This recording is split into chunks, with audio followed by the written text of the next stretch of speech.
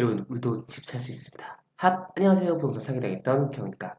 네, 요즘 그 DSR에 대해서 조금 문의 주시는 분들이 많아가지고 다시 한번 그 얘기를 하려고 하는데, 일단 DSR의 적용의 그런 이제 개념이라고 할까요? DSR의 개념에 대해서는 여러분들이 많이 알고 계신 것 같습니다. 내 연봉이 소득이 만약에 있고 그 다음에 빚이 있을 거 아니에요? 이게 빚인데 그게 내 연봉의 40%를 넣으면 안 된다. 이거를 백분율로 환산을 했을 때 40%를 넣으면 안 된다. 1년에. 그러니까 내 연봉이 5천만 원이다. 5천만 원 40% 얼마예요? 5천만 원 만약에 1년에 내가 2천만 원을 갚아요. 예. 5천분의 2천 곱하기 100% 하면은 40% 나오죠? 그러면 여기까지만 대출되고 그 이상은 대출이 안 된다. 이거는 어떻게 보시냐? DSR 계산기를 치셔도 되고 또 자기가 계산하셔도 되는데 뭐 은행권에 직접 가진 않으셔도 DSR 계산기 치셔도 될 것 같습니다. 네, 그래가지고 오늘은 이 DSR에 대해서 또 적용 대상과 그다음에 적용 시점, 그다음에 계산 시 제외 대출을 보겠습니다. 사실 이게 2021년 10월 26일 나왔던 이제 금융위원회의 가계대출 관리 방안인데 이게 사실 여러분도 아시다시피 막 자고 나면 정책이 바뀌었었던 시대이기 때문에 일단 요걸 한번 보고 그 이후에 또 바뀌는 게 있는지 제가 또 모르는 부분이 있을 수도 있겠지만 제가 찾는 대로 바로 또 여러분들에게 공유할 수 있도록 하겠습니다. 자, 이게 지금 21년 10월 달 그 기사다 보니까 지금 볼게요. 22년 1월부터 차주당인 DSR 적용 차주 여부를 결정하는 총 대출액은 금융권의 모든 가계대출의 합의에 신청분 포함이라고 하네요. 그리고 한도 대출이 마이너스 통장에 있죠? 이건 실제 사용인 금액이 아닌 한도 금액 기준이라고 합니다. 그러니까 마이너스 대출도 마이너스 통장도 내가 안 쓰더라도 만약에 대출 받기만 해도 그거 포함된다는 거예요. 신규 대출로 기존 대출의 상환이 예정된 경우에는 상환 예정 금액만큼 총 대출액 계산 시 제외된다고 하네요. 그래서 지금 보면 기존 대출과 신규 대출 신청분을 합산하여 총 대출액이 2억 원이 초과되면 DSR 적용된다. 22년 7월부터는 1억 원이죠. 그래서 기존 대출과 신규 대출 신청분을 합산하여 적용된다고 합니다. 근데 22년 6월까지는 총 대출액 기준 외에 규제 지역 내에 주택담보대출 6억 원 초과 주택 및 신용대출 1억 원 초과 받는 경우에도 차주 단위 DSR 적용 대상이 된다고 합니다. 그래서 22년 7월부터는 역시 총 대출 1억 원 초과 기준만 적용된다고 하네요. 그래서 어쨌든 기존 대출과 신규 대출의 신청분을 합산한다 이렇게 보시면 될 것 같습니다. 자, 그래서 여기 적용 시점 예시가 있네요. 21년 5월에 신용대출이 5천만 원 있었다. 21년 8월에 주택담보대출 1억 3천만 원 받아가지고 대출이 지금 총 1억 8천이 있어요. 근데 22년 3월에 신용대출 2천만 원을 추가 받아가지고 지금 만약에 2.1억이 됐다. 2.1억이 됐다. 그러면 일단 총 대출액이 2억 원을 넘었기 때문에 그 대상 안에는 들어가는데 만약에 내 연봉이 엄청 높아요. 연봉이 엄청 높으면 40%도 안 된다. 나는 한 뭐 2, 30%밖에 안 되는데 그러면 대출을 더 받을 수 있겠죠. 하지만 2억 원이 넘었기 때문에 총 대출액이 2억 원이 넘었기 때문에 그 DSI라는 이 범위 안에는 들어가고 이 40%가 만약에 여기까지다. 40% 여기 들어가면 대출이 안 나온다. 여기서 보시면 될 것 같아요. 근데 2억 원이 넘어갔기 때문에 이 전체 대상 안에는 들어간다. 이렇게 보시면 될 것 같습니다. 기존의 총 대출이 2억 원을 초과하는 경우, 그러니까 이미 기존에 2억 원을 넘어간 경우 DSR 규제 비율을 넘어서는 대출 부분을 상환해야 되나요? 갚아야 되나요? 이미 넘었는데요. 자, 대출 관련 규제 신설 시 이를 소급해서 적용하지 않는 원칙을 유지하고 있습니다. 사실 기존에 있는 사람들이 다 적용이 된다 그러면 다 대출 못 받을 수 있기 때문이죠. 즉, 신규로 대출을 신청하는 경우부터 새로운 규제 방식이 적용되는 것이며 기존의 대출에 소급 적용해서 대출 바로 회수해버려, 너 갚아버려 이런 경우는 없다. 아울러 잔금 대출 등에 대해서는 경고와 규정을 부여하여 당초 분양 당시의 기대가 훼손되지 않도록 할 것입니다. 했습니다. 사실 근데 이때 당시에 많은 분들이 못 믿는 분들이 많았어요. 이렇게 정부가 이렇게 얘기해놓고 또 소급 적용해서 하는 거 아니냐 했는데 일단 발표는 그렇게 했다는 거. 잔금 대출에 대해서는 경과 규정을 부여하겠다. 그 다음에 기존 대출에 대해서는 막 바로 상환하고 회수하겠다. 이건 아닙니다. 자, 총 대출액이 2억 원을 넘었습니다. 이미 2억 원을 넘은 상황에서 전세 대출이나 중도금 대출을 신규로 신청할 경우 적용이 되나요? 봤습니다. 자, 내년부터 원칙적으로, 그러니까 22년부터는 원칙적으로 차주가 보유한 모든 가계대출의 합이 2억 원을 초과하면 적용 대상 차주로 분류됩니다. 따라서 향후 추가 대출 신청 시 DSR이 이미 40%를 초과했거나 추가 대출로 DSR이 40%를 초과하게 되면 추가 대출이 불가능합니다. 다만 1, 2번에도 불구하고 신청한 추가 대출이 다음에 해당할 경우 DSR 수준에 관계없이 대출 취급이 가능하다고 합니다. 자, 소액 대출 등 적용 실익이 크지 않은 대출, 정책적 필요성에 따라 취급한 대출, 소득 외 별도 재원으로 상환이 인정되는 대출이라고 합니다.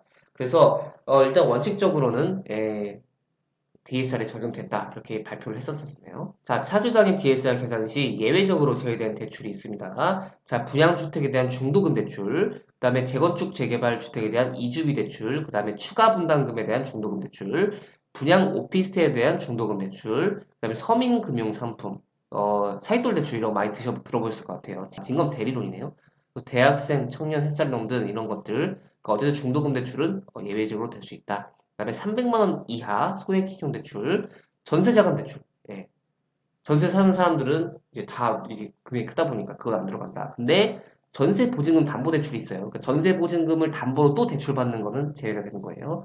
자, 주택연금, 그다음에 정책적 목적에 따라 정부 공공기관 지방자치단체 등과 2차 보전을 협약한 체결한 취급하는 대출, 그다음에 자연재해 지역에 대한 지원 등 정부 정책에 따라 긴급하게 취급하는 대출, 보험계약 대출, 여러분들 갖고 계신 보험으로도 대출 받을 수 있어요. 그거는 포함이 안 된다.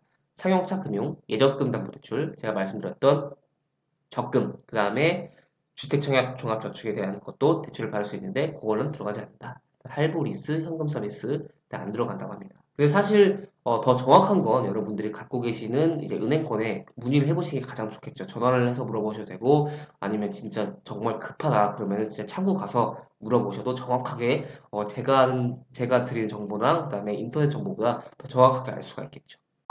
자, 차주단이 DSR 2단계 시행 전 분양을, 예전에 분양을 받은 거예요. 예전에 분양을 받은 사람들도 잔금 대출 취급 시 총 대출액이 2억 원 넘어가는 사람이 많겠죠. 예, 잔금 대출해가지고 만약에 아파트가 2억 원 밑에 있는 아파트들도 있겠지만 대략적으로 막 4, 5, 6억 할 텐데 일반적으로 한 3, 4, 5, 6억 할 텐데 그러면 차주단위 DSR 적용 대상인가요? 자, 예시가 있네요. 21년 5월에 입주자 모집 공급 분양 받아갔어요.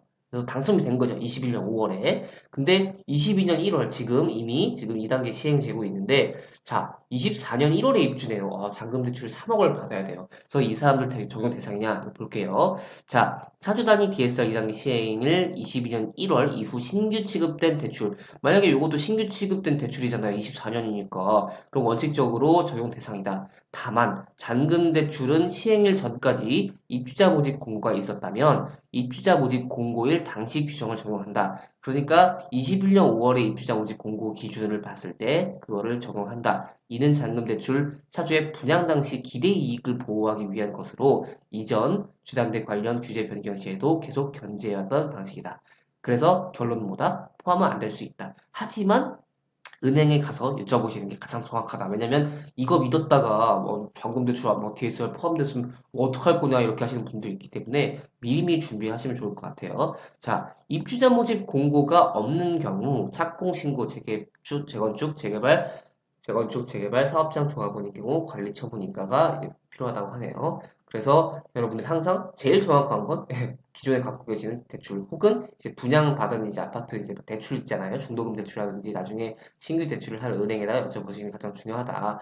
하지만 일각에서는 야 지금 분양받아가지고 아파트 떡락 중인데 얼마나 저기 빚쟁이에 떠밀려가지고 그렇게 서브프라임 모기지처럼 오면 어떡하려고 하냐 그렇게 하시는 분들 있는데 이미 이 분양을 받으신 분들은 나중에 뭐 전매 제한이 있더라도 팔거나 어쨌든 입주를 해서 대출을 받아야 되니까 그분들을 일단 기준으로 말씀드린다는 점 이해하시면 좋겠습니다. 자, 그래서 사료화된 DSR 적용 대상 이 표를 많이 봤죠. 21년 7월 전에는 투기 과열지구 9억 원 투기과열지구 9억 원 초과 주택이거나 연소득이 8천 초과 1억 원 초과 사실 여기까지는 그렇게 많이 해당이 안 됐어요. 21년 7월에 1단계가 됐죠. 전 규제지역 6억 원 초과 주택, 그 다음에 신용대출 1억 원 초과되면 DSR 적용됐었고 여기까지도 그나마 진짜 숨을 쉬었었는데 자 22년 1월부터 야 1번, 2번 유지 요거 앞에 있는 거 두 개는 유지하면서 총 대출액이 2억 원 넘으면 일단 DSR 적용 대상이야. 다만 연봉이 40%는 만약에 연봉이 너무 높아가지고 이것까지 포함이 안 된다. 그럼 괜찮겠죠?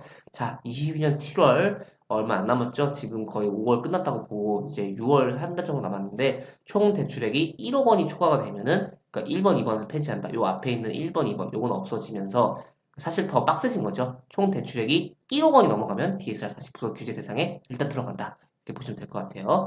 따라서 차주단위 DSR 2단계 시행 전 입주자 모집 공고일 기준으로 분양받은 사람들이 잔금 대출을 취급 시 총 대출액 2억 원을 초과하더라도 적용 대상이 아니다. 이렇게 보면 될 것 같아요.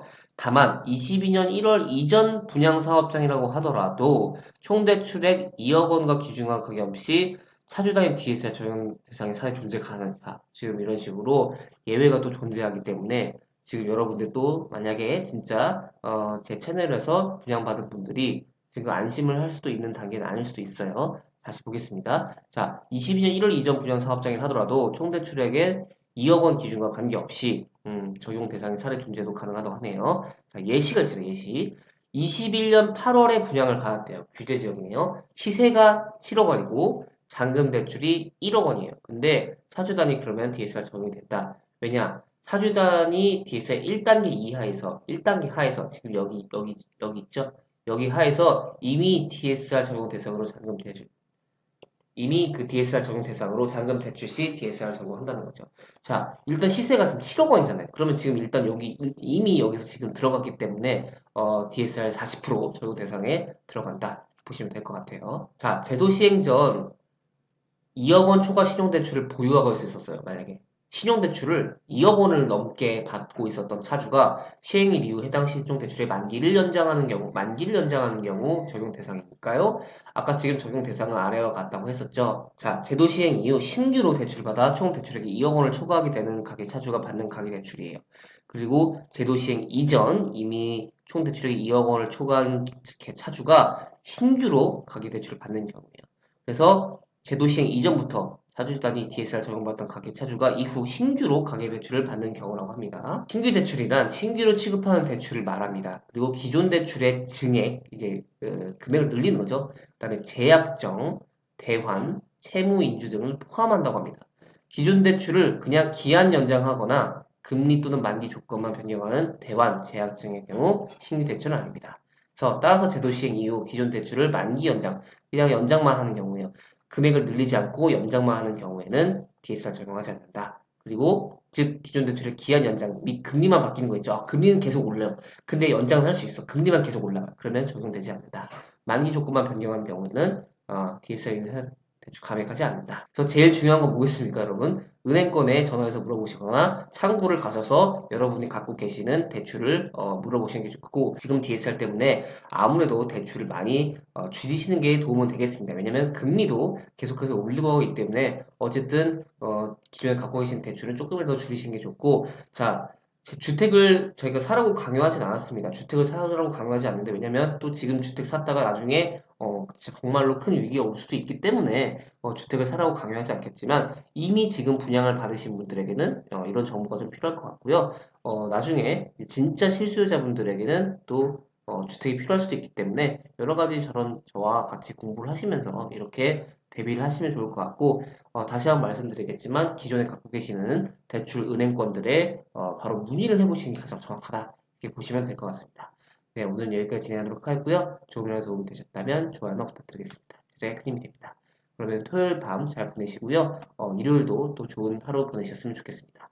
여러분들 만약에 이거에 대해서 정확한 페이지를 보고 싶다고 하시면 이제 금융위원회 보도자료를 이제 검색을 해보시면 되는데 뭐 네이버나 어디 구글에 금융위원회를 일단 치시면 금융위원회 사이트를 들어갈 수 있습니다. 그러면은 이렇게 PDF 파일로 그 주요 Q&A가 있고 그다음에 Q&A 말고 다른 파일도 있거든요.